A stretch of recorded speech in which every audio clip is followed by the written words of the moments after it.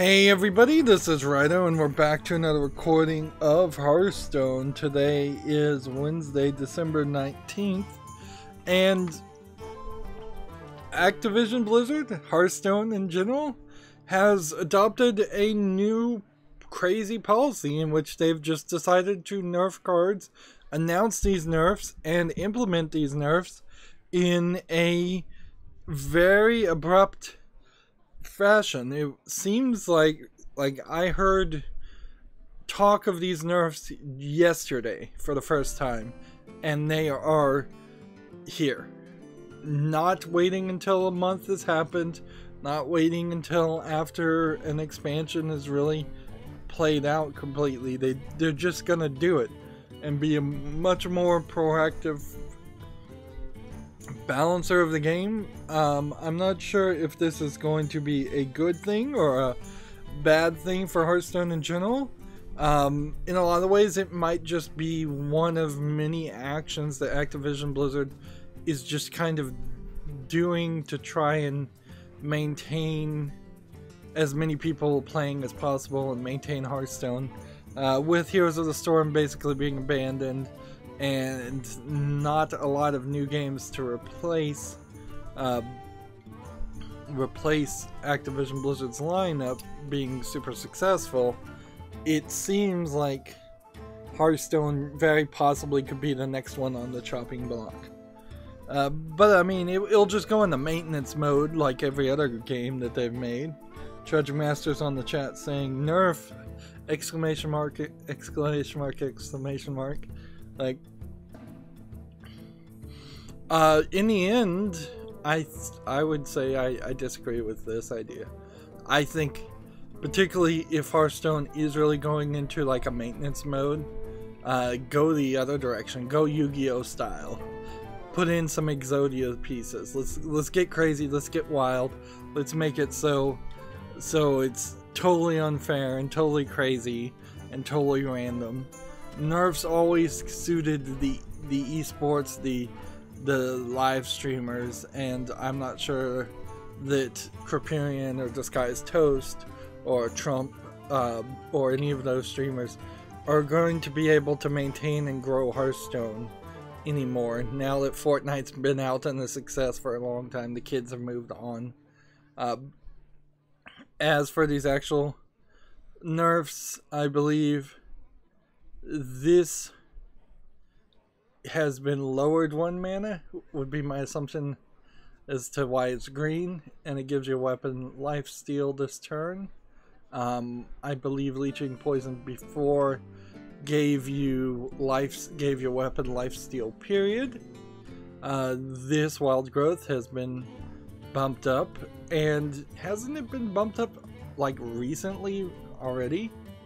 Like, wasn't Wild Growth like a year ago 0 mana to gain an empty mana crystal? No, it's always been 2. I'm thinking of another card they nerfed. They're really nerfing Druid. 6 mana now to play Nourish to gain 2 mana crystals to draw 3 cards. The Serenite Chain Gang has Taunt, summon another Serenite Chain Gang. It used to say summon a copy of this card, which makes this card slightly less useful, because now you can't like buff this in your hand and then play it and get 2 copies.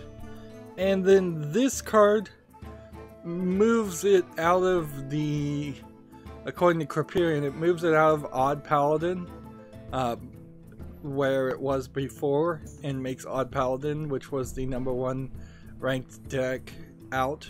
But it really just moves it into Even Paladin, which was the #2 ranked deck. So a lot of people who are playing Odd Paladin may switch over to Even Paladin. But for a free-to-play low-level player like me, there's not really a big difference there. We have the Happy Winter Veil. I think I'm over it now, but for like 4 days I had this like sinus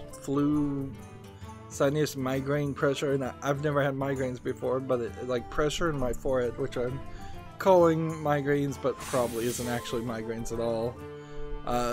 And so yesterday, to end about 4 days of not really doing much, I didn't do much, except for the fact that I did find an app on my cell phone to organize all of my Lego collection and categorize it in, like, not so much organize it, although I did organize a lot of the boxes, just put it all in a database so I know what I have. And I also did the same for my DC Comics trade paperbacks, because honestly it's been 3 years since I've tried to get into DC by buying what could very possibly have been a couple $1,000s worth of DC trade paperbacks during the New 52 era, which is probably more than 3 years old at this point. And I put all of them in a separate app that the app I use for the comics was called My Brickset, which connects to a website called Brickset and synchronizes the data there. The app that I used on my Android phone for the comic books was called My Library. Sadly, I tried a different app the first time and it stopped me at 100 books. I had about 128 books, so I had to start over from the beginning. I don't know why I have 5 extra cards to dust. That seems like a glitch. So instead of spending a day making YouTube content, I spent a day organizing comic book trade, DC Comics trade paperbacks that I just put in the box, and I'm now debating whether I'm going to hold on to it for potentially 6 years until some of my nephews and nieces are old enough to realistically be at the right age to read comics, which would be 6 to 10 years past the New 52, which aren't particularly good books, or if I'm just gonna donate it to like a local library or something, because I'm tired of having it on my shelves. I never enjoyed almost all those books, like with the exception of the Sandman series, and I'm keeping Ex Machina and Why the Last Man, which are both, I think, Vertigo books. Maybe Ex Machina isn't actually Vertigo. Instead of DC books, like all the real DC Batman, Superman stuff was just not well written, and I didn't enjoy it even when I was reading it. I guess we're gonna have to play Warrior Class and Tavern Brawl as we hop into here. What is this gonna be? Returns and exchanges. The only thing better than receiving a gift is returning it. Build a deck of 20 minions. You give 10 random spells. We'll give you 10 random spells and then gift it to your opponent. Let's see who wants to swap back. So this is almost like a white elephant gift game. So what can we do that would make a deck that would not really make a lot of sense to anyone except for me? Is kind of the question. Let's see. You know what? Let's just do legendaries. Let's see what happens here.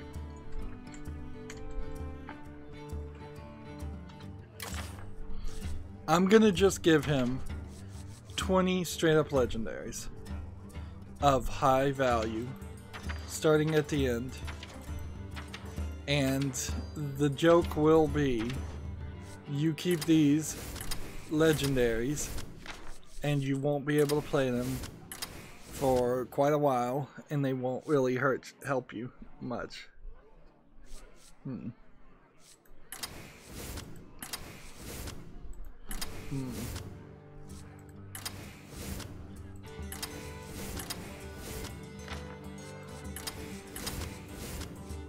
Let's not give him that one because that one might actually be useful. Let's do that one. not give him this one. Okay. I think that's an interesting deck. Let's see how that works. Let's see. Tragic Master said a while ago, rest in peace, Druid Shudder plus Odd Paladin. Yep. Honestly, I guess if you're gonna make nerfs, you should probably make it before the expansion happens, or as the expansion happens, because then you can say, well, all these cards are nerfed, but there's all these new cards, so you shouldn't be playing them anyways. Doing it a couple of weeks later seems kind of crazy. Alright, so I want to see what we can, how this is going to play out, because I may have misunderstood how this is going to work.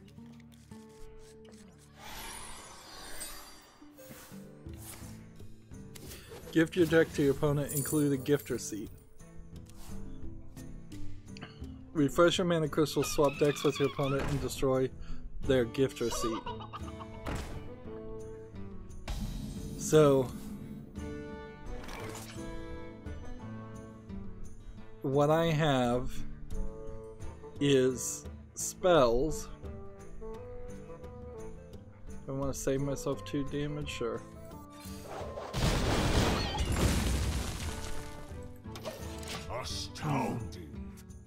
So what he's got is like his 3 cards and then a bunch of legendaries, and then once we get to about the 8th turn we switch it back. And yeah, this should work actually quite nicely. I've got all his little Murloc 1 mana cards until I want to switch back and take the legendaries.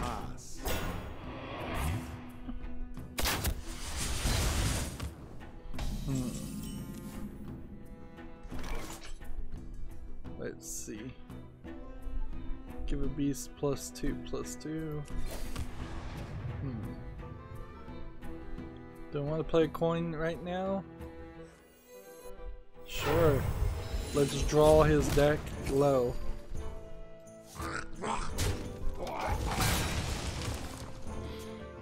So yeah, with the exception of organizing Legos and comic books in the past 4 days, it feels like I haven't done anything. I did get a couple of hours of recording Borderlands 2. It wasn't exactly nothing, but I certainly did feel like I was not in any position where I felt like I was going to make good content at that level.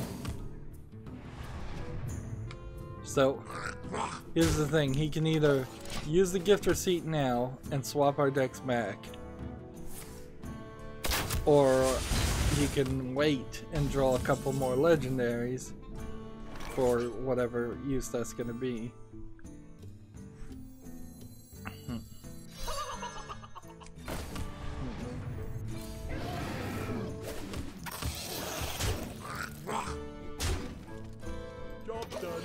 We do have some news, but not a lot. We have locked pretty much all the mainstream video game media have locked into end of the year times, and it's just going to be top 10 lists, and I doubt too many games are even going to come out from here to the end of the year.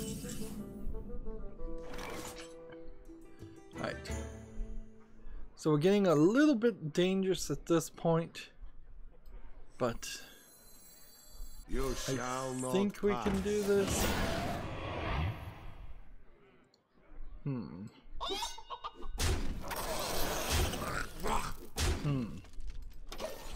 See, I'm just gonna kind of focus right now.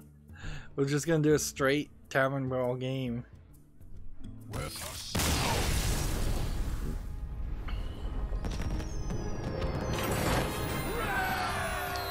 And so that's how you win the tavern brawl. You just give them a bunch of legendaries. And I got a new card back. And 10 gold. And that's all you get. Talk about cheap. Don't even get a card pack. Every other tavern brawl gives you a card pack. This is giving you a card back. I'm saying this all wrong. That's not more valuable. These are not more valuable than 100 gold. In no way. Where is it? Let's see. Where is this? Is this some like Christmas card back that was previously available and I just missed it? Like, I have a Fireside card back that I don't know when I ever did this. The classic Boomsday for doing all the puzzles. This Dr. Boom's Lab. Where did that card back? It was a Christmassy gingerbready card back. And I see a pie one. This was October 2016. Like, I have said that it would be cool if you could fill in some of the gaps of card backs that you just missed. I mean, new players benefit from that. Old players don't care one bit.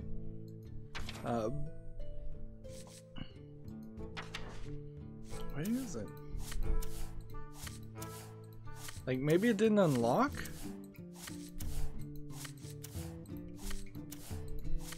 I don't even see it here.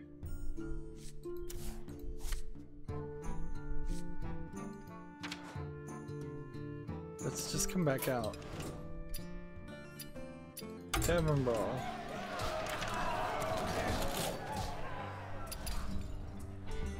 Let's see. And you can't win any more card backs.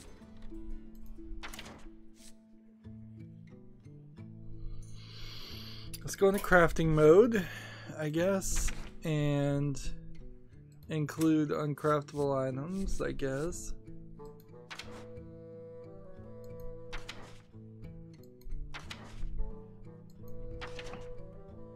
Does anybody see this? This link. Let's see. I noticed my heroic card backs were missing. LOE, Nixerasmus, and BRM says Tragic Master. Did they get rid of some card backs? Is that what they're doing? Like, I kind of would be cool about this. Alright, Winter Veil 2018, here it is. It's just hidden in the middle of all of these other things. Let's see.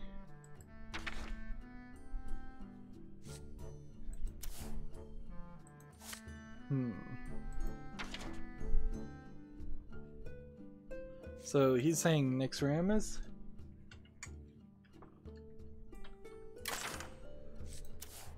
Let's see.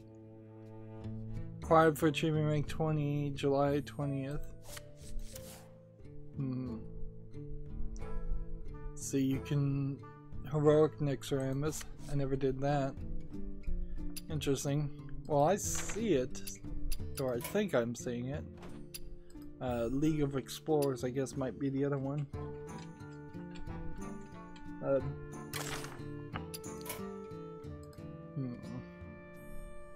Well, nothing's coming up for League of Explorers.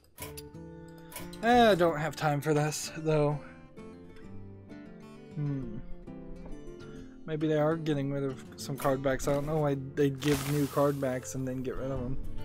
Alright, so we need to play a Murloc game, we need to play Warrior games. Let's hop into this and then let's start covering some of the news. As of right now, I only feel a little bit shaky as far as feeling sick. Like maybe a 1 to 5% shaking, so that's not really the issue. But of course, as usual, I want to have as short of an experience as possible. getting sick once again during the winter months should just be planned for and expected, and that's inherently where I dropped the ball about not having extra footage at the end of the year. I totally should have had extra footage pre-recorded. Let's see. And because I wasn't really doing anything in the past couple days, it is possible that I specifically didn't look at all the what's on Steam posts, and that is a considerable reason why we may not have too much to talk about. But also, I think a lot of that is just straight up there aren't that many games coming out on Steam.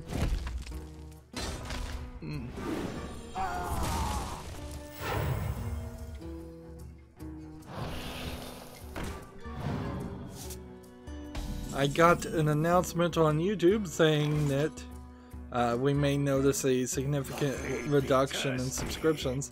So I have like 307 subscriptions right now. If it goes down to like 200, that would be a nightmare. Let's see.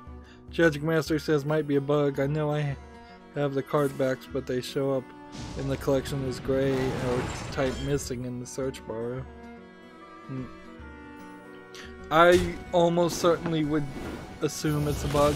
Tragic, because particularly in the collection section where they don't have their A-team programming that code, obviously there are so many bugs I've seen. So many bugs, just consistently throughout updates. Bugs happen in the collection. Here we have a charge. Take on the shrine. Check here.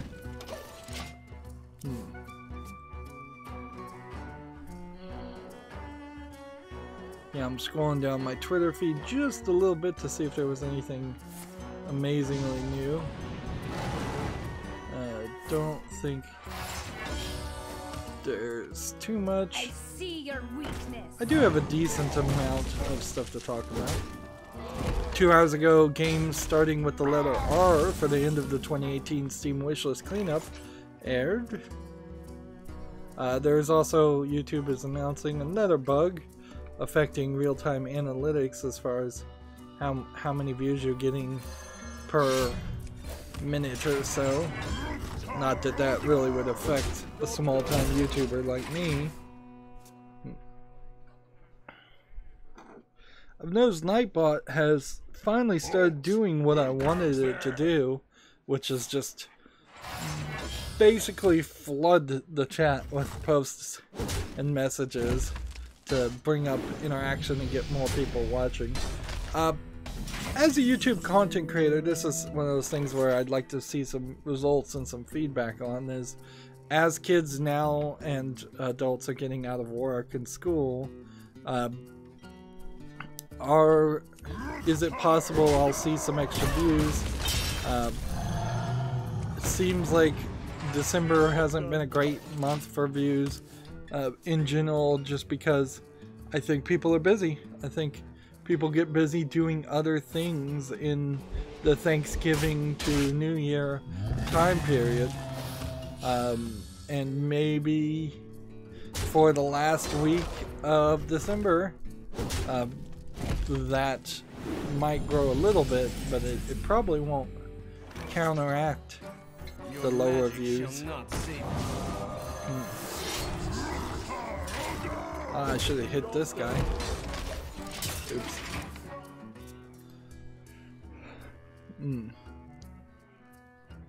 Moving on, Gamma Sutra has an article. Razer debuts a keyboard and mouse duo designed for the Xbox One. Let's see if we can get a price on this. The Razer Turret, as it's called, is costs $250 the US dollars and currently is available for pre-order on the Microsoft Store. I think you'd be quite a sucker to pay $250 for a keyboard and mouse when my understanding is that any keyboard would work, any USB keyboard should work on the Xbox One. So you're talking maybe $30 for just a run-of-the-mill average keyboard and mouse. If you're talking a hardcore gaming keyboard with like Cherry MX switches, which is not, I'm sure, I don't see anything here that says any of that is actually true. But if you're talking like a high level esports mouse and keyboard, maybe $250 then makes sense. But I don't think that's really what this Razer turret actually is. I think it's pretending to be a high-class gaming keyboard. And then that gets into some weirdness. If you can pay $250 for a high-class... let's switch over to Murloc Paladin for a second. If you can pay $250 for a high-class keyboard, and you're already committed on an Xbox One, you probably have enough money to just have a PC, you know? Like, I don't think there's really a market much there. Let's see. Here I want to play Murlocs. Oh, I forgot this is not an actual Murloc deck, so I'll barely have any Murlocs in them. I need to make a different Murloc deck and change that name. GameIndustry.biz has an article. Aptopia: Brawl Stars brings in $5.1 million in its first week. For comparison, Clash Royale brought in $22 million in the comparable period, which is to say either people have figured out to not waste so much money as they used to on things from Supercell, or just on microtransactions in general. Like, I'm still running a clan on Clash Royale. It's not going particularly great because I've realized a lot of the clan's members are just kind of stagnant, dead, and they've been using and have been allowed to use the clan as their own personal piggy bank without really contributing anything, and that needs to stop. We need to form into an actual cohesive unit that we're all working towards the same game. They're contributing by playing the clan's war, by requesting cards, by donating cards, and by just following instructions if I have to give instructions as a co-leader, who is probably, for the most part, I am the leader. I'm the one doing most of the work.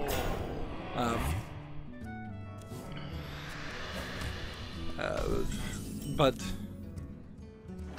yeah, playing Clash of Clans, they certainly pushed Brawl Stars, and it didn't look like it was much difference from Clash Royale, not Clash of Clans.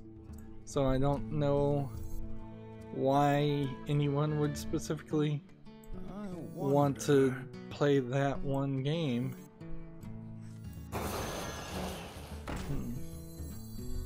The light dims, but we fight.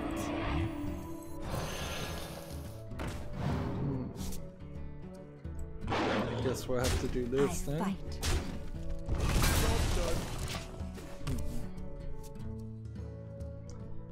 So yeah, it doesn't seem like they're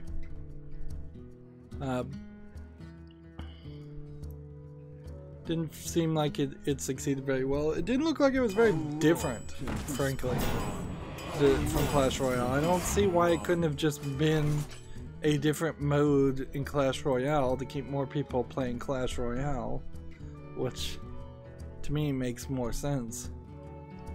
Repent. Right. Do this. And how do we want to do this now? Do that. And take a little damage so we can save that. I guess I could have played that first before I played the weapon. There we go. Tragic Master.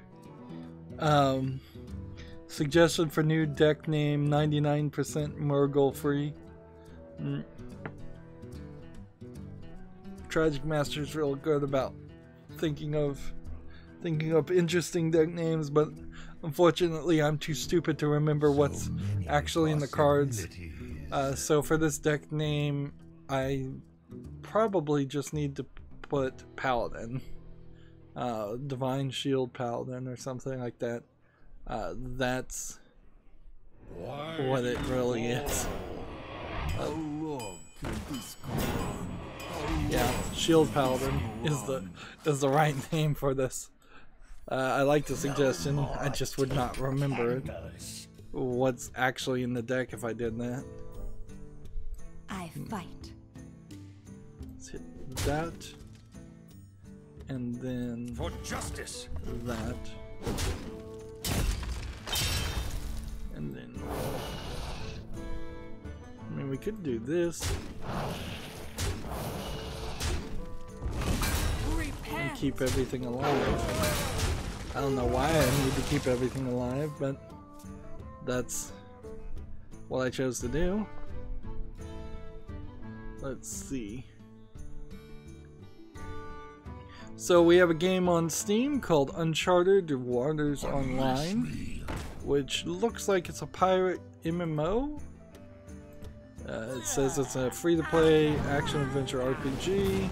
We've got kind of a disconnected looking animation style for this girl compared to this guy in the same thumbnail.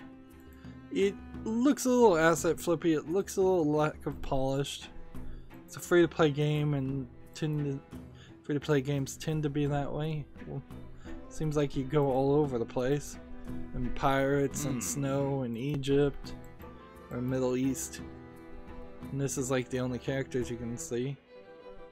Yeah, online multiplayer MMO for free within app purchases. I don't think I would see anything interesting here. It is made by Koei Tecmo, but I've still yet to really figure out whether Koei Tecmo is a worthwhile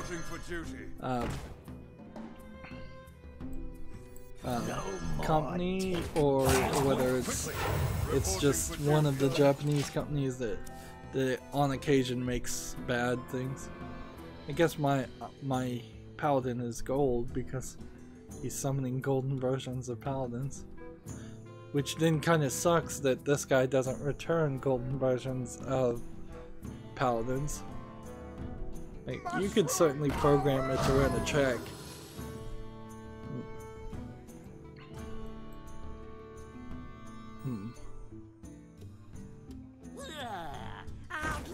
Let's see, Gamma Sutra has an article. I think we've already talked about this, but this might have a little bit more information. The Escape from Tarkov developers filed DMCA takedown over false accusations. Escape from Tarkov developer Battlestate Games has issued 47 DMCA claims against a YouTube called Eroktic, E-R-O-K-T-I-C, over spreading incorrect information and expressing overall negativity about their game, which is not legal in any form or fashion. That is not what the DMCA is designed to be used for at all. So it's straight up illegal. Plus, this is the story where, like, the only actual copyright information that on the 47 DMCAs that I've heard, I think from Sid Alpha, was 7 seconds, which would clearly be under fair use of footage. The article goes, this isn't the first time DMCA notices have been used as a way of developers to remove content that expressed a particular view, with Firewatch developer Campo Santo issuing a takedown last year. Now, did they really issue a takedown? Like, I need to click on that article because my understanding was that Campo Santo threatened to issue a takedown on PewDiePie, but actually never did. I could be wrong about that.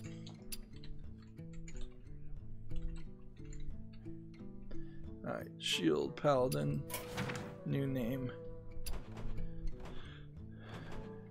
So maybe we should just make a Murloc deck here. If you make a wild deck, real you quick. can only use it in wild games. Because I don't know if I really have any Murlocs in any of the regular decks. So this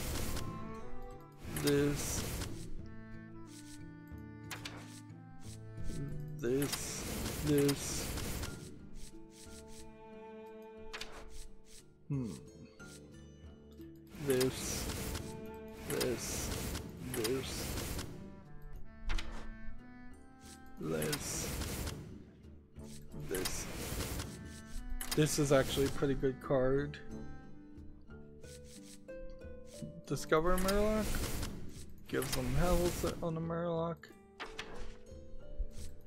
do some damage, play old Murkeye while we're at it. And so we need like one more Murloc, or we could adapt the Murlocs to that. And we can definitely type in Murloc here. There we go.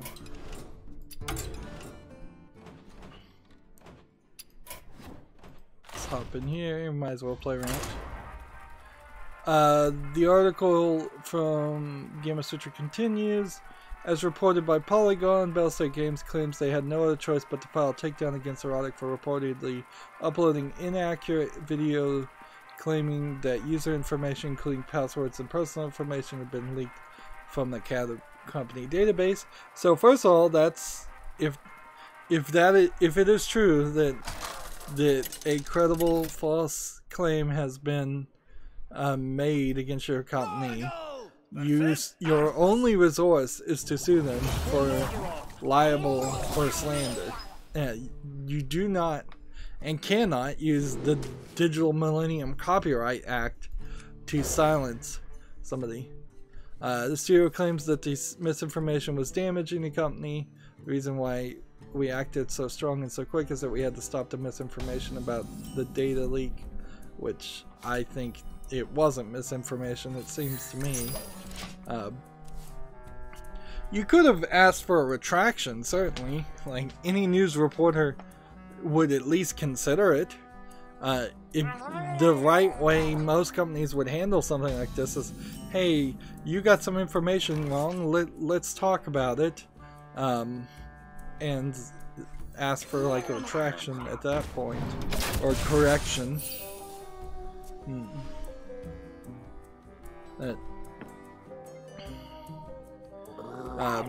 47 DMCA strikes is way over the 2 or 3 needed to completely lock out a YouTube content creator from their account so that they cannot file counter notifications through the automated system. You have to instead try to get in contact with YouTube via email and via legal things. The videos are no longer available on YouTube following the claims, and Erotic has since tweeted explaining that at least 47 of his videos have DMCA claims against them. Battlestate claims they were justified in filing all these claims because of negative hype being expressed on these videos. Like, this is one of those slippery slopes situations. If this was legal, every single company would be DMCAing every other company in the world Apple would be DMCAing Google and Microsoft and vice versa.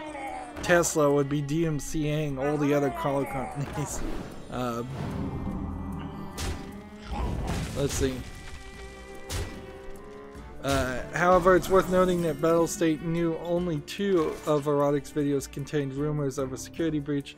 The other 40 plus videos it filed DMCA claims against were pulled because of their tone. We had to use this tool in order to stop a wave of misinformation. Like, this is just another example of the insanity and the power that the DMCA has given to the wrong people, and YouTube has given to the wrong people. And it is my understanding that while Google would then be legally liable if they ignored DMCA notifications, they probably at this point should start ignoring some DMCA notifications. And they said that they were going to do that for about 11 videos a year or 2 ago, and then they never expanded that program in any way. So yeah, nothing good came about from that. Let's see.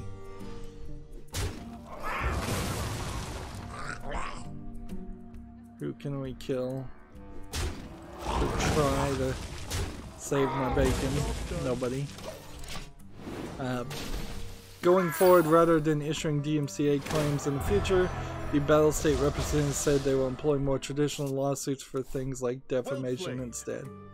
Quote, "It's not about making content," end quote. They continue, "It's about false accusations, it's about lies, it's about misinformation. We don't want to scare off anybody. It was applied to only this person and only this case." Like, this is total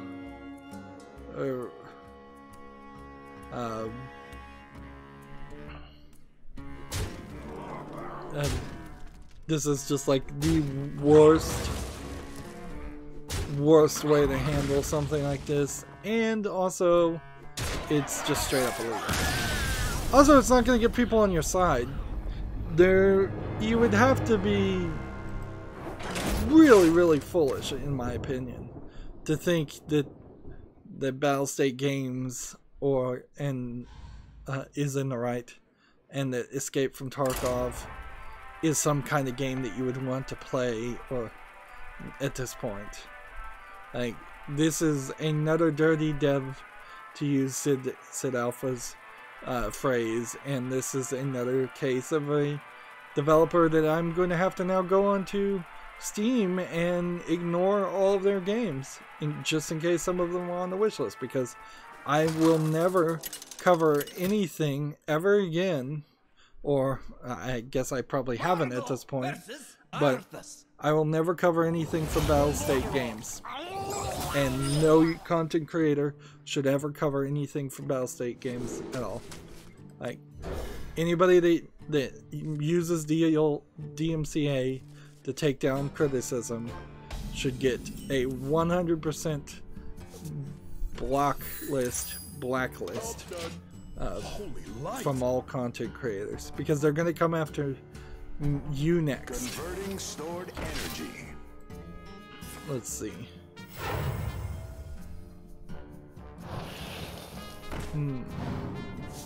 So now I'm looking at this old article on Gamma Sutra talking about the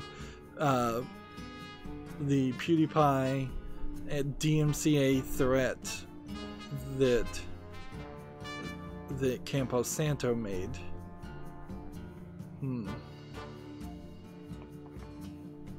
Which was a ridiculous story, and it's stupid that we have to talk about it again a year plus later, a year and a month later. Nice to meet you. There's a quote here that says we're filing a DMCA takedown, but I don't think that they actually did.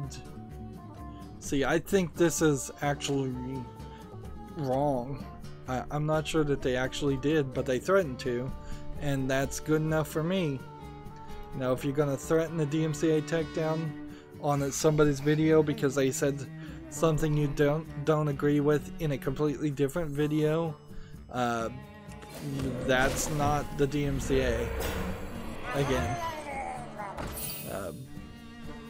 Plus, Campo Santo was pushing a narrative that is just outside of the normal normal opinion, as far as I'm concerned, about whether gameplay footage is fair use or not. It probably hasn't been tested in court to do doing long plays and let's plays. It probably hasn't been tested enough in court.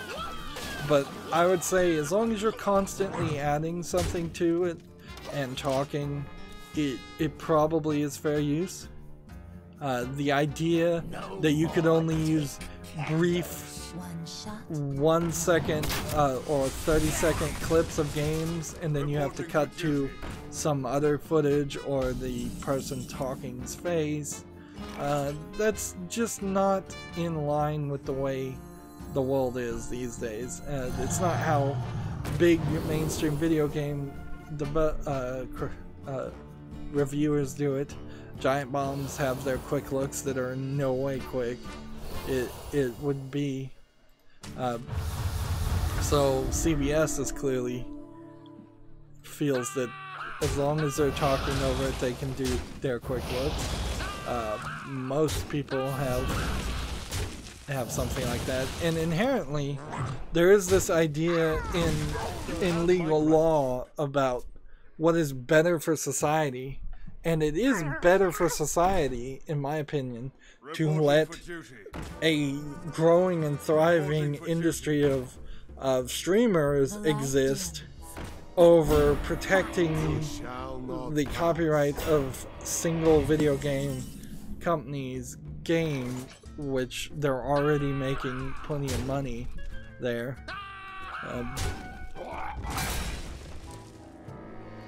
Let's see. I guess I'll have to hit this, and then I can do this, and I guess if I hit this, I can do this.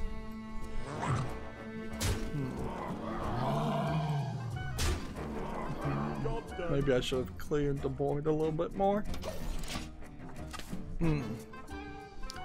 GameIndustry.biz has an article. It seems like they're doing several of these articles called People of the Year, which seems to be not really People of the Year as much as a recap of just people who were talked about a lot this year as far as video game companies. Because the first one is Hello Games, which made We Happy, not We Happy Few, they made No Man's Sky. So the article is People of the Year, Hello Games.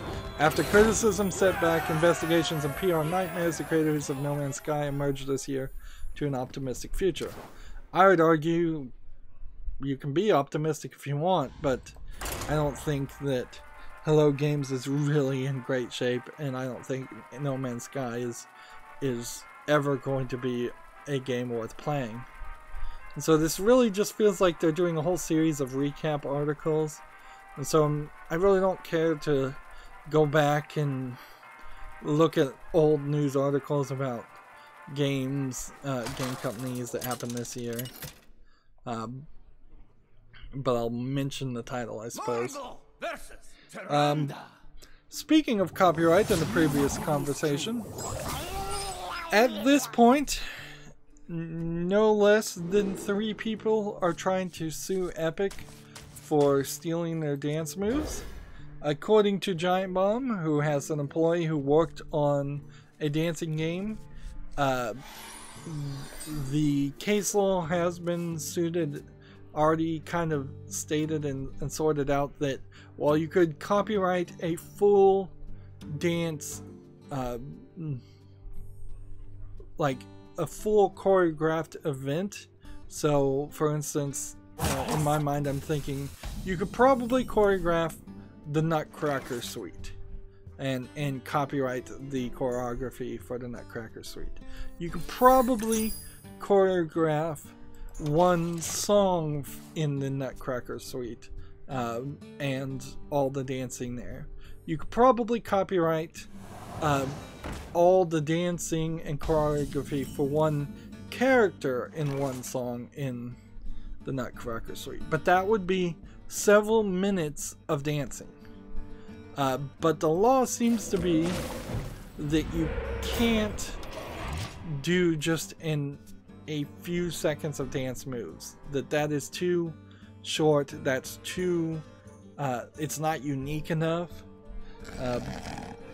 So. No, I don't think this lawsuit would stand up in court.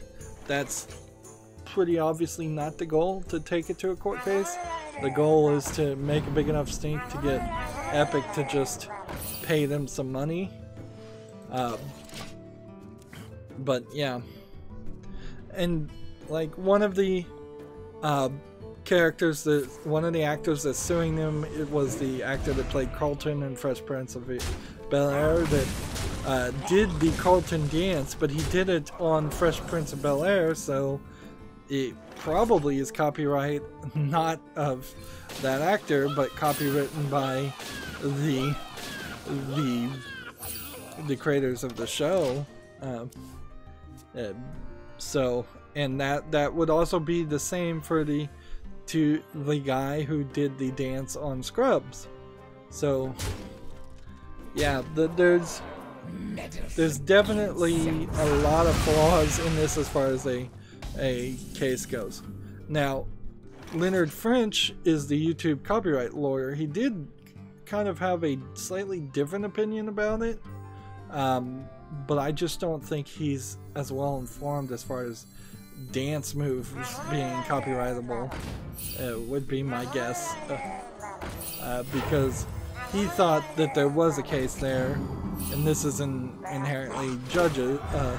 The thing about lawyers is you can find one lawyer who thinks there's a case there, and you can find another that thinks there's no case.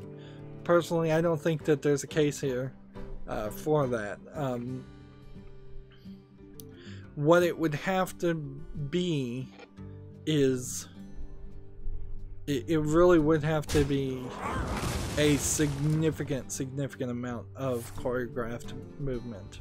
It would have to be taking like an entire Super Bowl choreographed halftime show and animating that in the background. Now, this doesn't completely, in my opinion, excuse what Epic Games did, and inherently I think this is probably Tencent's influence. Like, they clearly had some lazy animators who were adding dance moves to a game that really didn't even need dance moves, and they weren't creating their own dance moves at all. Like, even if you were gonna steal 4 or 5 different dance moves, you could have just copy and pasted things and moved them around, so it did not look so similar to things that already exist.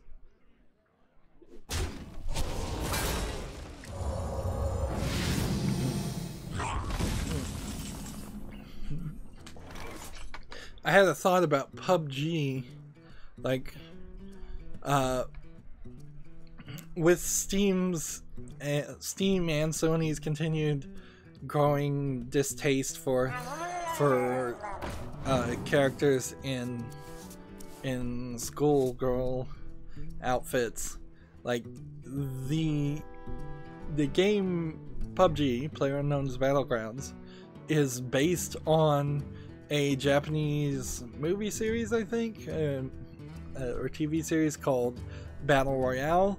I actually have it on Blu-ray and have yet to watch it years later. Like, I just had no time to ever put in a Blu-ray into my PS3. Like, it's literally sitting right in front of me, in front of my PS3, and I just have not gotten around to it. I'd have to find where I put the remote to the PlayStation 3, actually. But yeah, Battle Royale is a horror action series where a bunch of school kids are fighting each other to the death. And in PUBG, those schoolgirl outfits and those well, school kid outfits were available to collect. It's one of the main outfits on some of the screenshots and logos.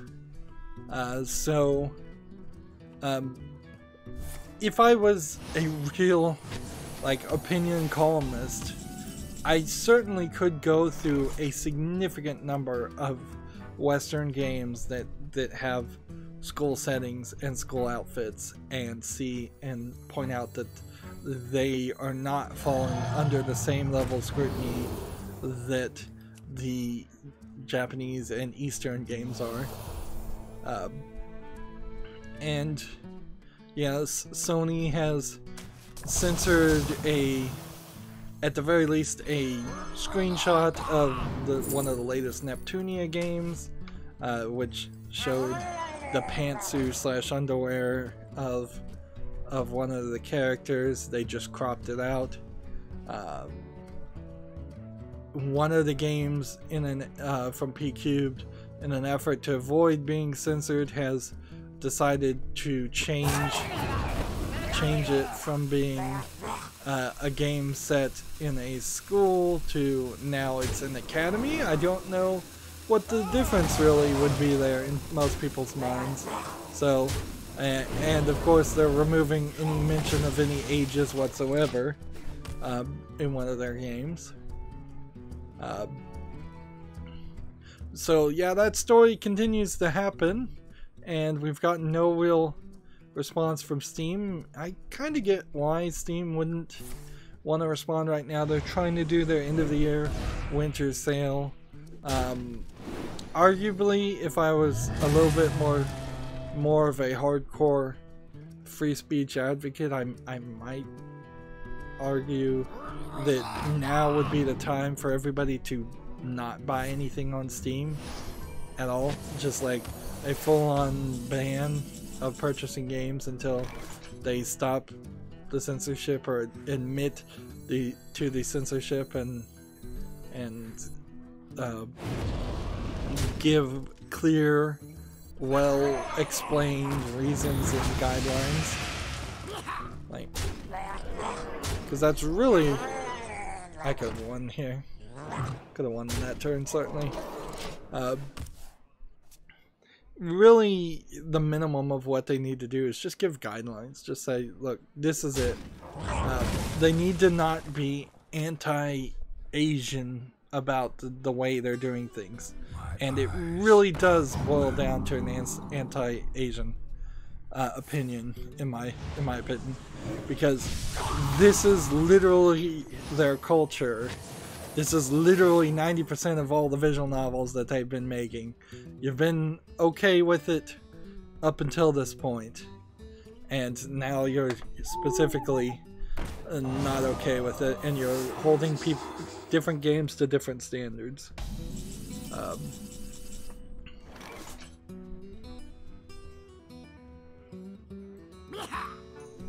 And yeah, certainly the puritanical United States has...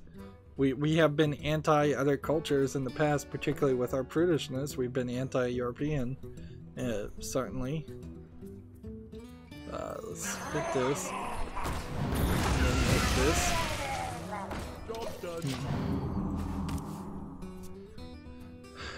Moving on, Gamasutra has a video. The process of updating Jetpack, Joyride, and Fruit Ninja. Actually, it's that phrase backwards, but whatever. That page apparently immediately crashed, so I just closed it. Not interested really in that article anyways. Gamasutra has another article. Industry esports worry some esport orgs are overvalued and headed for trouble. I would say almost all of them are overvalued and headed for trouble, if we're gonna be honest. So there's the Murlocs done, and we have just a couple of games to get the Winter Veil Daily Quest done. I'm thinking when this is done, we might get another daily quest, so we might run into a lot more work we have to do. In the meantime, rush warrior, try to get wins, try to rank up higher. It'd be nice if we can make it to rank 15. Certainly. Gamma Sutra has an article, get a job. The Toadman Interactive team is hiring a senior game designer. That is a job out of Berlin, Germany. Never heard of Toadman Interactive team, though. I want to see what Toadman Interactive actually has made, if anything. Immortal Unchained, something called Project Osiris, something called Project Hathor, Warhammer Vermintide.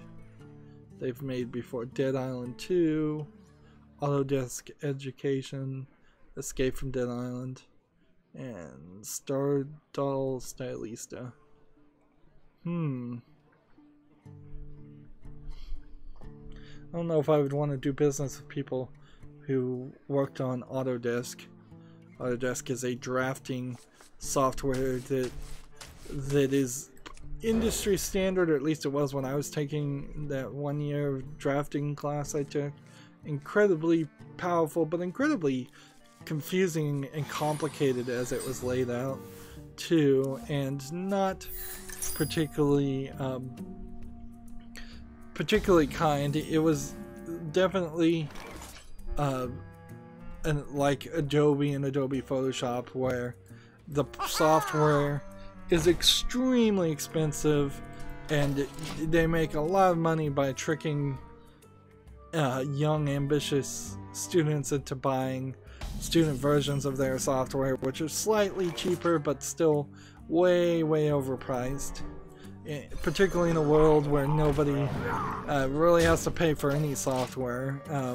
And there are open source, perhaps missing some features, but still very usable drafting softwares out there. Like, I would say Google Sketch probably is a good example.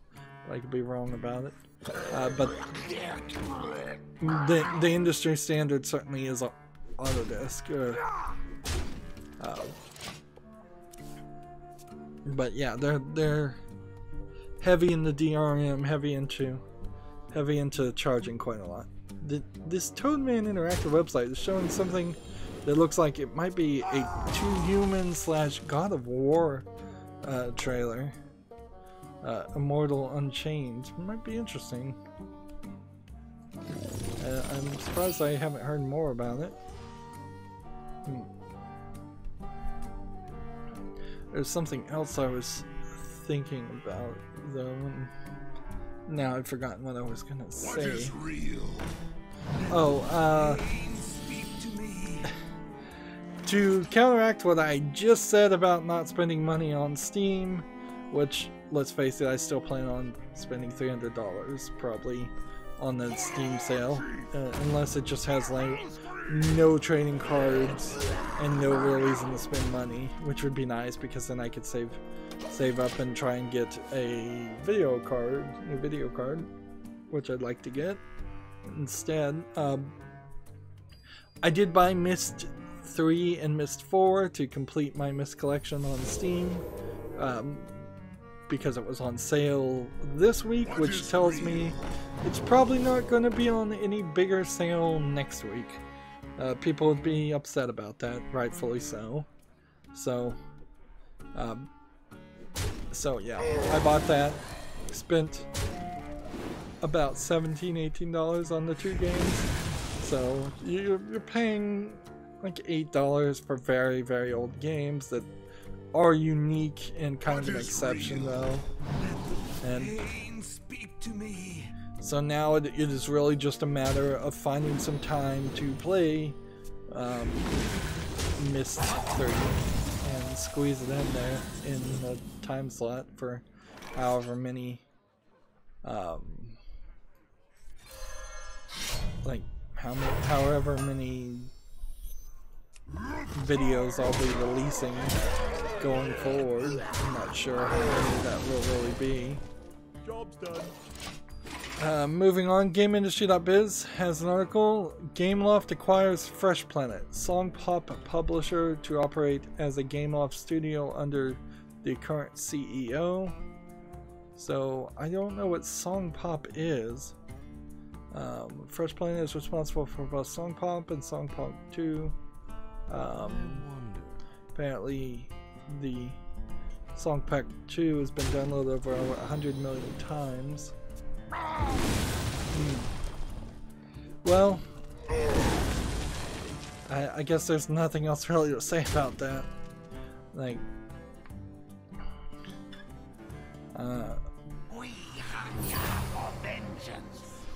moving on, Gamasutra has an article. 68% of games depict violence, says U.S. school safety report. Let's see. Let's play. Your magic shall not save you. And do this. Need to play this if I can. The United States Government Federal Commission on School Safety has released a final copy of a report on school safety. The report was commissioned to research and recommend solutions to advance the safety of schools in the United States following a mass shooting at the Marjory Stoneman Douglas High School earlier this year. The report itself is broken into 3 sections: prevent, protect, and mitigate. Prevent, comma, protect and mitigate, comma, and respond and recover. That is the worst way to break down sections I have ever seen. Like, and this is supposed to be a school report, each of which contains several more focused chapters on individual issues and topics.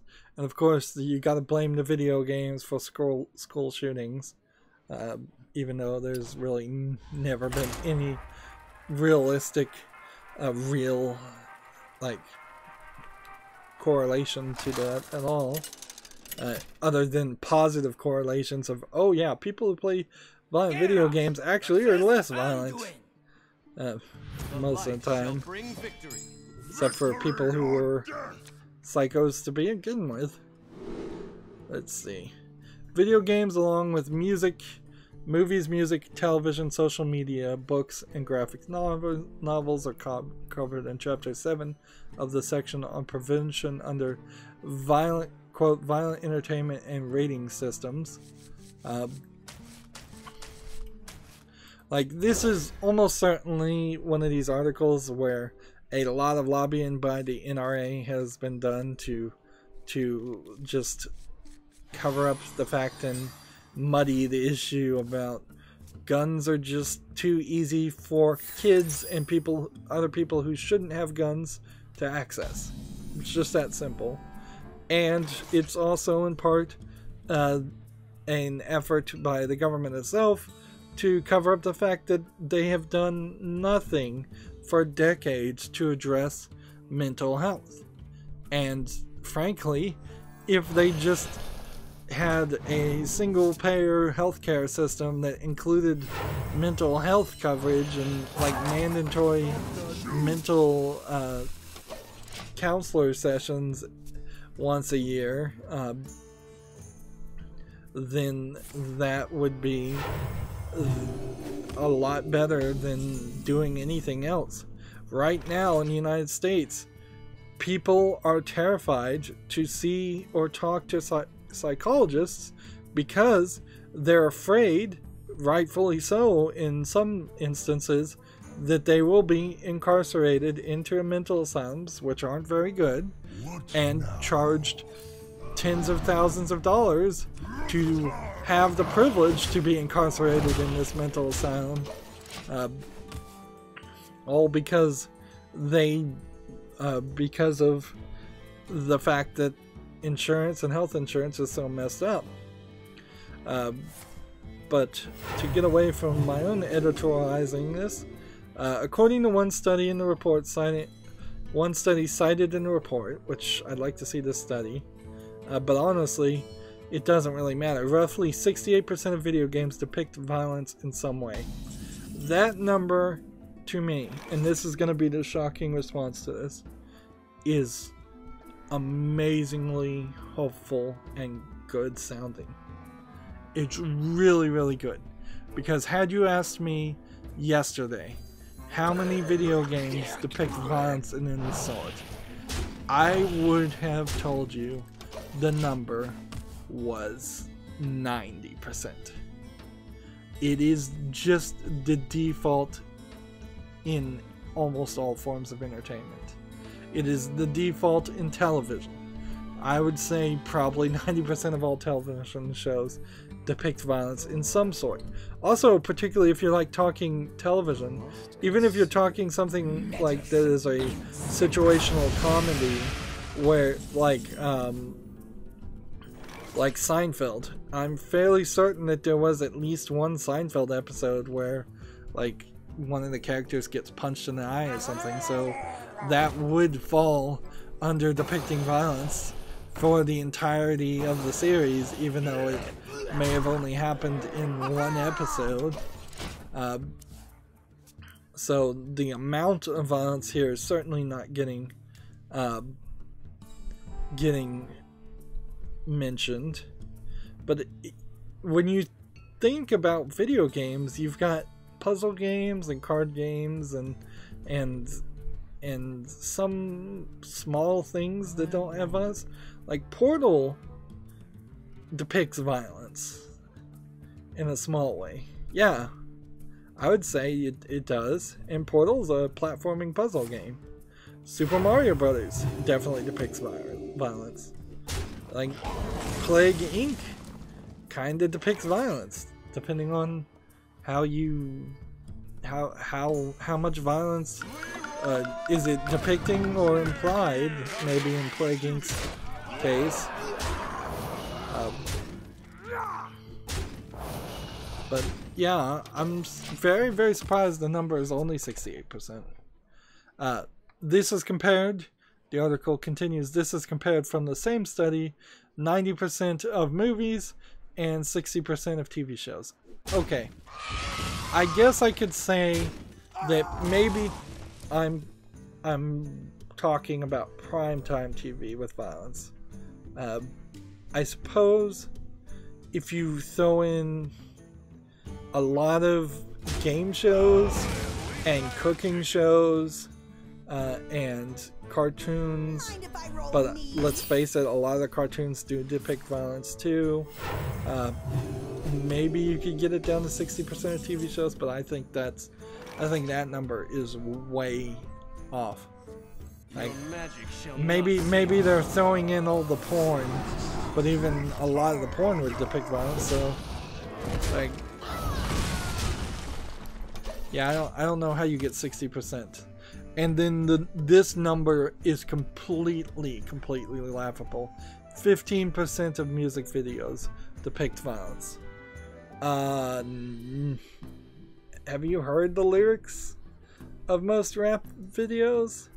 Maybe it's only implied violence if it's just in the lyrics, and they're only counting when somebody actually has, like, throws a punch or pulls out a gun in a music video. Maybe that's how you get it down to 15%. But clearly, how you get the numbers you want to get is pretty obvious. You can get basically anything just by changing, moving the goalpost a little bit. Like, I would personally be way happier with kids playing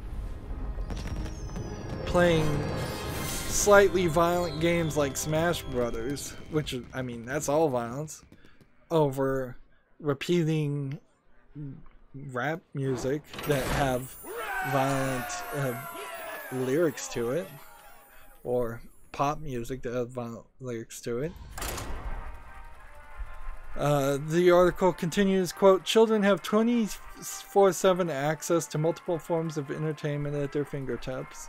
That's a lie. They do not have 24/7 access to multiple forms of entertainment at their fingertips because children in general are forced to go to sleep. It would not be 24 hours a day and 7 days a week. And children in school certainly don't have 24/7 access. Last time I checked, it's still against the rules to whip out a cell phone in school. Reads the chapter's opening paragraph. So I mean, first opening paragraph already line. It continues, quote, their exposure to violent entertainment is of particular concern in television, video games, social media. How much violence is in actual social media of kids looking at them is questionable. Music, movies, graphic novels. At the point where I think anybody should be reading a graphic novel, they're no longer a child. Like, most graphic novels are teenagers, like late teenager age ratings. So, yeah, if you've got your 10-year-old, your 8-year-old, your 6-year-old reading the Watchmen comics, you're a bad parent, frankly. That's pretty much all it comes down to. And I think that would, for the most part, be pretty accurate. Maybe you could get your kid into reading the Pokemon graphic novels when they're like 10. But you're really approaching preteen, teenage by the time they would want to read that kind of stuff or want to read in general. And books. It's like those evil books. Violent content is ubiquitous across this platform and continues to grow. Violence in general is ubiquitous across the world, so it's just reality too. Like, a paragraph starting like that reads as if we were living in some kind of paradise where violence never happens in the real world at all, which is just not reality. Let's see. I'm just trying to play cards, so I'll just play cards. The report cites a variety of studies on both sides of the video game violence conversation and digs into the efficiency of rating systems like the ESRB, a system that the report says has gained high levels of trust among parents. What's interesting here, it says, quote, has gained high levels of trust amongst parents, period, and then no end quote. According to the 2016 analysis by the ESRB, 86% of parents are aware of the rating system, while 73% say they check a game's ESRB before purchasing a game for their kids. And I would suspect that some small percentage on top of that 73% doesn't look at the ESRB, but turns it over, looks at the cover, reads the back, and gets a general idea of what the game is, or they already know what the game is. I could certainly see, like, if you're going to go get Let's Play Pikachu, do you need to check to see its ESRB E for everyone or E10 plus, or do you know, no, this is a Pokemon game, this is gonna be fine.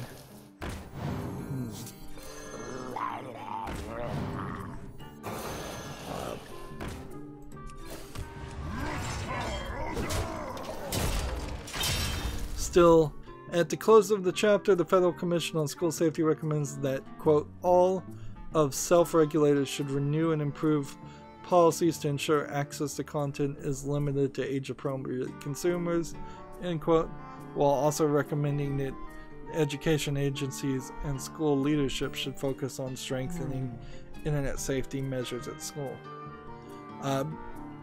If we go back for a moment and look at this, television and the V-chip has not really done anything to really improve itself in a long time with more information, and that'd probably be a new standard that would have to be updated. It's hardly one of these standards like USB, where there's a V-chip version 3.0 that everybody's hearing about, or USB-C connectors. Also, it kind of doesn't matter what the V-chip and all of that is about, because the amount of content made for certain ages is pretty wildly varied. Like, there are kid shows certainly, but Saturday morning cartoons, for example, have been on a steady decline for a very long time. That being said, television, when I think about television, is broadcast television, which is kind of not what people watch anymore either. So when you think perhaps about the ability to watch shows via Netflix or Amazon Prime or Hulu, Netflix is getting increasingly better about having child-only content in their kids mode. YouTube Kids is getting increasingly better in their child-only content mode. So even though broadcast TV has slid and stopped making child content, that's not where they're going. Now, as far as video games have dropped the ball as far as early age content for a very, very long time, and there should be more directly designed for children content being made, definitely. Let's go and play this. Already attacked. Social media, there's basically no one great social media sites for kids. I think there's like a Lego social media thing that they're trying, which might be one of the best things. There's probably some kind of Disney social media site, but when you're thinking Twitter, Facebook, Tumblr, like any of those services, most of them literally say you have to be 18 or older to even be on them. So yeah, there's no real social media options. Music, like kids music, is also something I think that's been dropped, as far as just there's not been a lot of kids music available at all. You have like the Kids Bop CDs that I think they still do, where they take pop songs and then censor them a little bit, but and make kids versions of it. But other than that, there really isn't a ton of specifically for kids music. It's just pop music, and sometimes pop music is not age appropriate for young kids. Movies, same deal. There's a decent number of kids movies that come out, but not a lot. You still see in the United States one kid movie coming out like once per month, and that same kids movie, let's just go ahead and play one more game, that same kids movie just getting repeated for like four weeks straight, because there aren't that many. And Disney in particular is dropping the ball there, because they're making live action versions of their old cartoon movies instead of really making a lot of new cartoon movies. Graphic novels, again, like there really is no kid-friendly graphic novels. It's at most preteen. And the age appropriateness of graphic novels are going to fall right into how do you feel about incidental nudity and slightly higher amounts of violence that are acceptable in Japanese and Asian cultures because they're not as puritanical as the United States. Because certainly if you're an extremely conservative, puritanical parent, graphic novels are never going to be acceptable.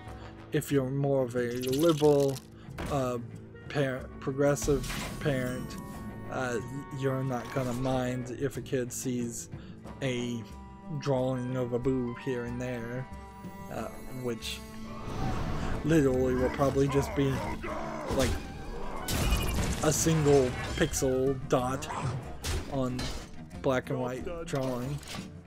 And then books are kind of all over the place, but there's a lot to draw from.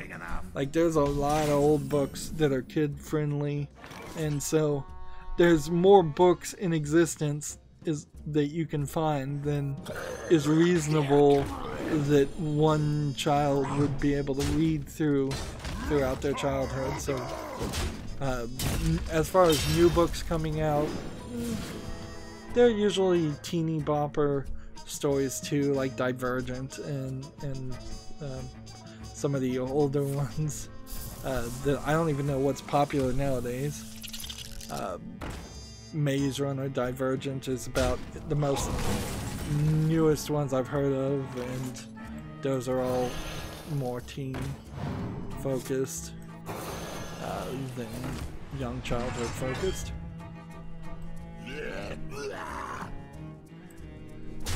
So yeah, like I said, I had a lot of editorializing to say about this, but I'd like to see that study some more.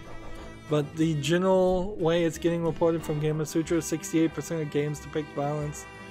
That's a really good number. That is a really, really good number. I'm surprised it is that low. I would have said it was 90. Must destroy. And inherently, this is just a effort to muddy the issue. It has literally nothing to do with school shootings at all. Like, nothing at all.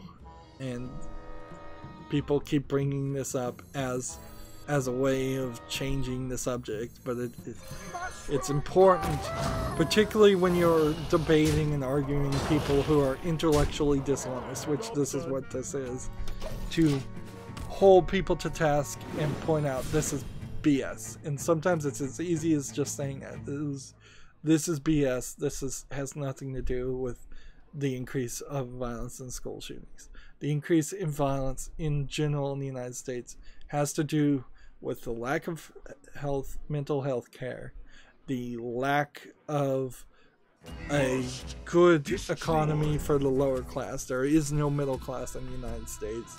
The ease of access to weapons, and the media, kind of, too. The way they report school shootings nowadays is not the way it used to get reported, or because it used to not get reported at all on a national case, and now it gets talked about so much that it becomes martyrized. And so yeah, the media, the news media have some responsibility here, definitely.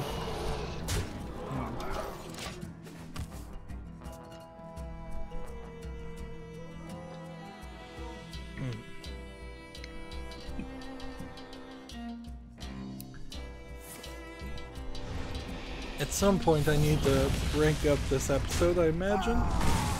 Error!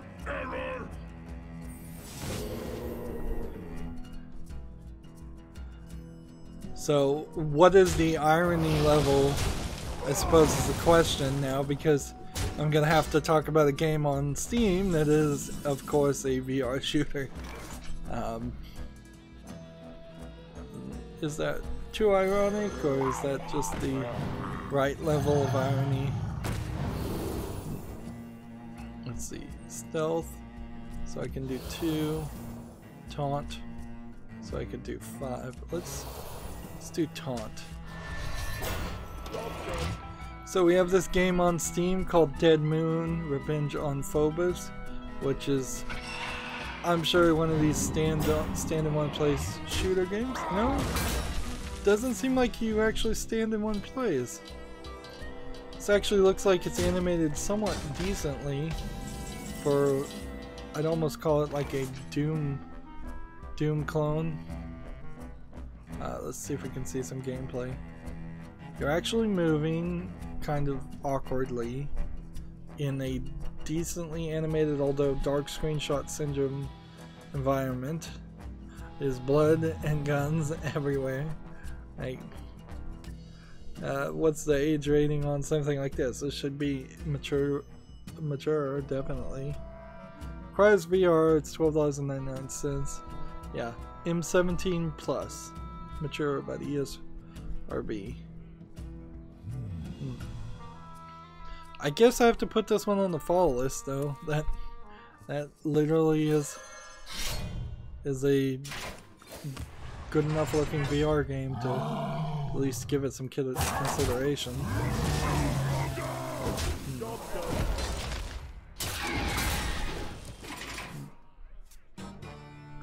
TechRaptor has an article. Los Angeles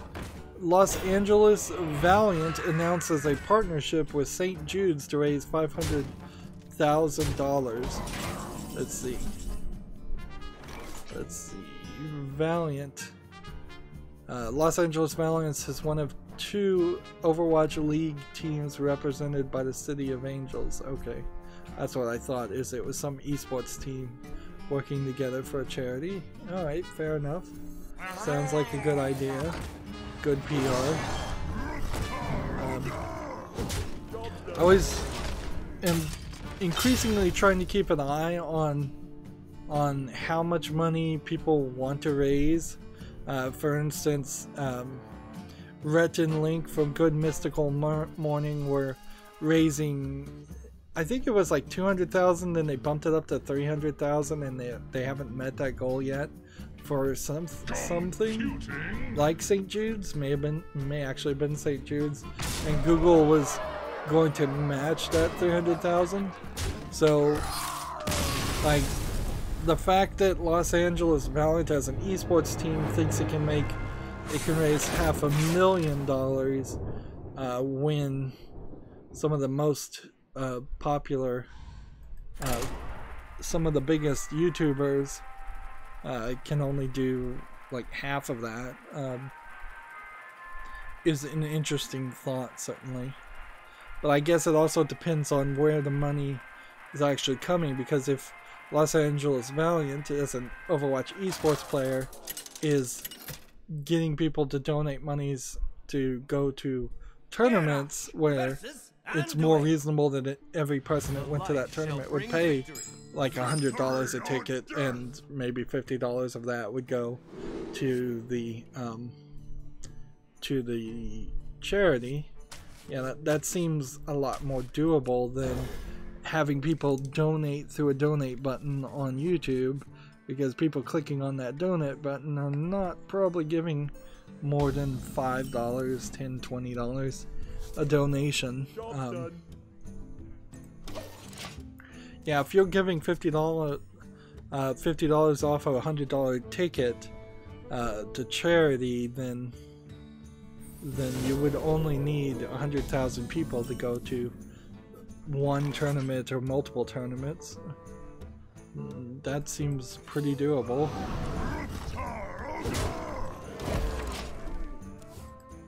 And then I'm pretty sure that Games Done Quick or Desert Bus for Hope both raised a lot more money. So these charities definitely seem like they're all over the place. It's important to always mention, though, if you want to donate to a charity, just donate to a charity directly. That way you get the tax write-off instead of the company that's running this event, and you can make the decision how much you want to give and how much of it goes to the actual charity, instead of opening the door at the very least for people to skim off the top some percentage. for administration costs or whatever they call it.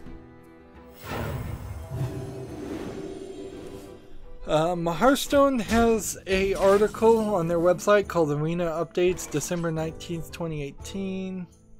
They apparently changed the appearance rates, the draft, and they added some cards to arena picks.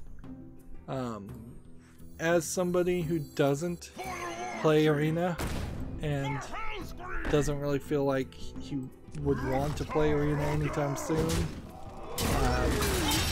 just because it costs gold, I'm not super interested in this. It looks like they added about 3 cards to every class back, and they made some bucket adjustments. So you can seek that out on playhearthstone.com if you're interested. I'm just not. Okay. Play this. Do this.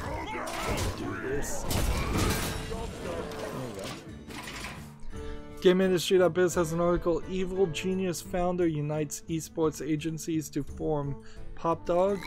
Alex Garfield acquires Loaded, No-Scope, and esports division of Catalyst and launches with a $9 million funding round.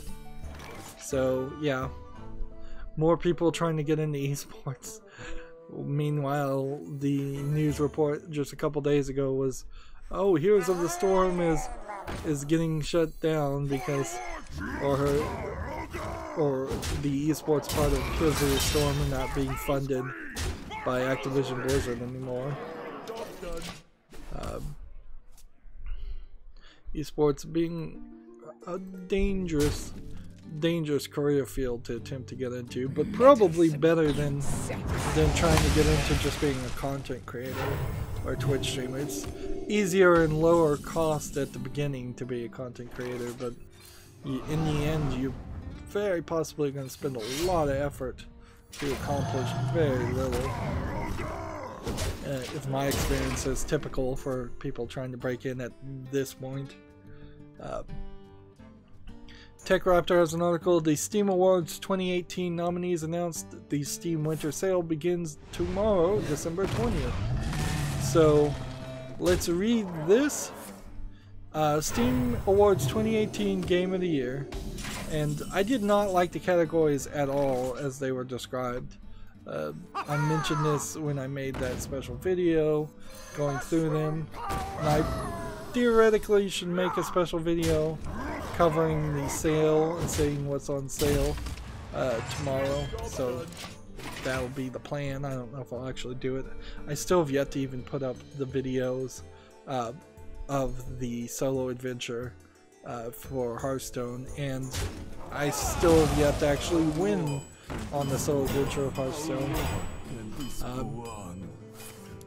The Steam Awards 2018 Game of the Year. The nominees are PlayerUnknown Battlegrounds, fair enough. Monster Hunter World, fair enough.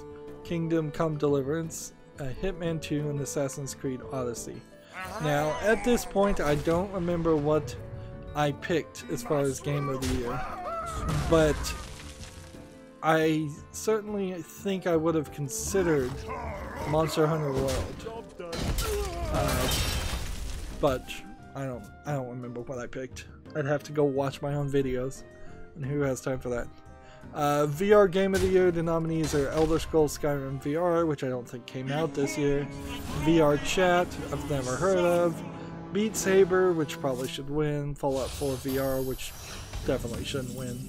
Or Super Hot VR, which maybe should win. The Labor of Love nominees are Dota 2, GTA 5, No Man's Sky, Path of Exile, and Stardew Valley. I think Stardew Valley is a good one to win that. Best environment is The Witcher 3 Wild Hunt, Subnautica, Shadow of the Tomb Raider, Far Cry 5, and Dark Souls 3.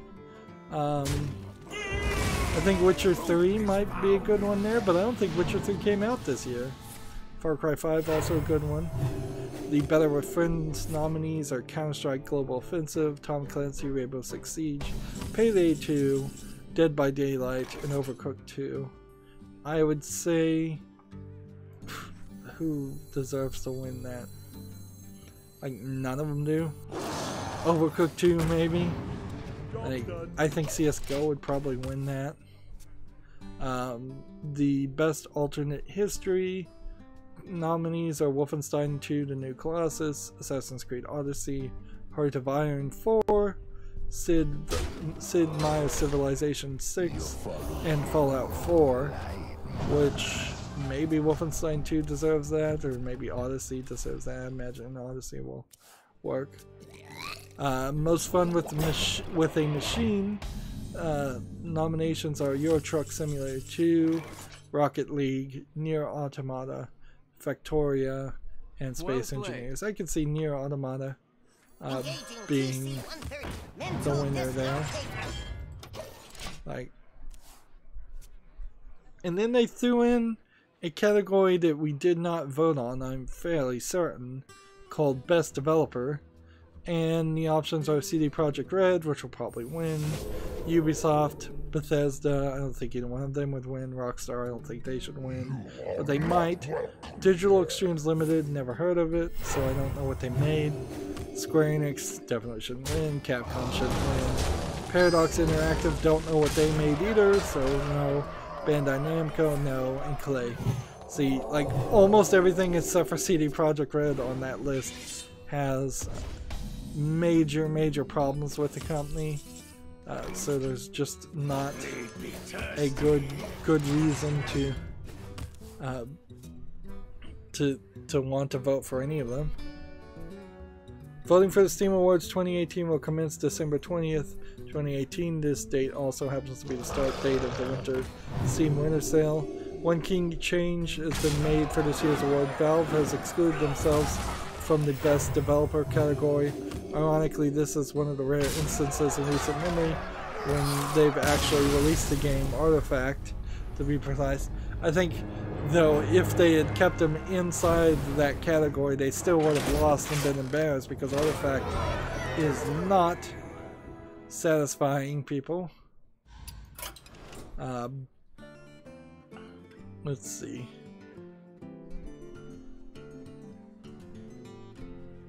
TechRaptor says Artifact is a pretty good game, even if it's a little bit pay to win. I disagree. Steam Awards will conclude its voting period January 3rd, 2019, and it isn't explicitly stated as such, but odds are that this is also the date that the Steam Winter Sale ends. Winners will be announced February 2019, and I imagine there might be some small sale for the games that win during that time. I'm surprised the Winter Veil didn't give me another daily quest or anything. We do have this new Winter Veil bundle, which still wouldn't want to spend money. What's the better deal? $20 here for 6, 12, 18, 24, 30 cards versus $5 here for 10 packs.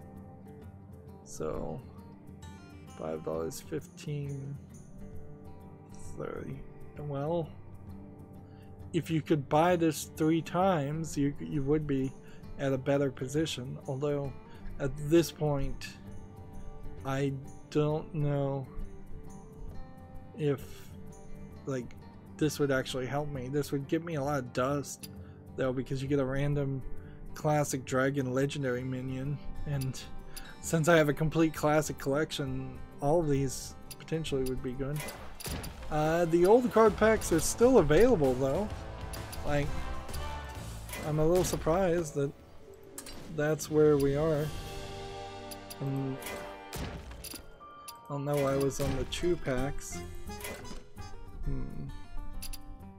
So it seems doable. And we could, next expansion, open like 10 packs right now.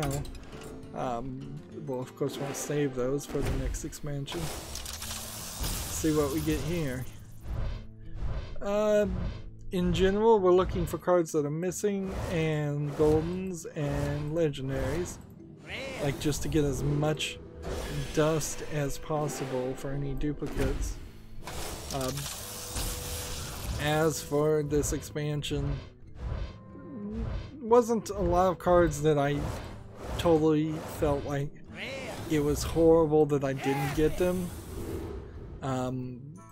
There definitely in previous expansions have been some legendaries as far as hero replacement cards that I really would have liked to have gotten, and I never did get them. But it's at this point kind of ridiculous to try and get legendaries for expansions that are going to probably get banned at the Chinese New Year point.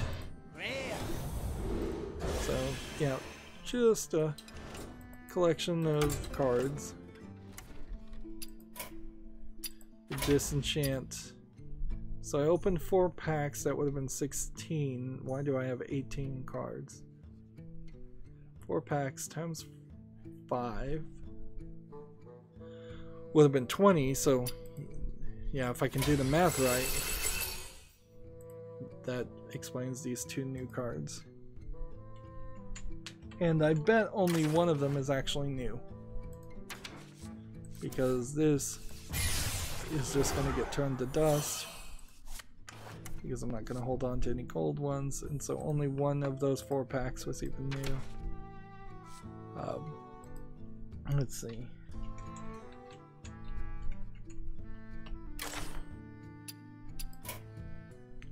Yeah, apparently you can't search the phrase missing and under card backs. Yeah, I think Tragic Masters is just bugged, because I'm not seeing too much here as far as things that I should have gotten that I did. Like, here's the card back I'd get when I do the Rumble run, and then there's a bunch of things here that you'll just never get, not without spending a lot of money. And I don't see how in the world you would. I kind of like the pizza one. Like, I guess this is February 2019. And this is January 2019. And this is December 2018. So we'll get all those.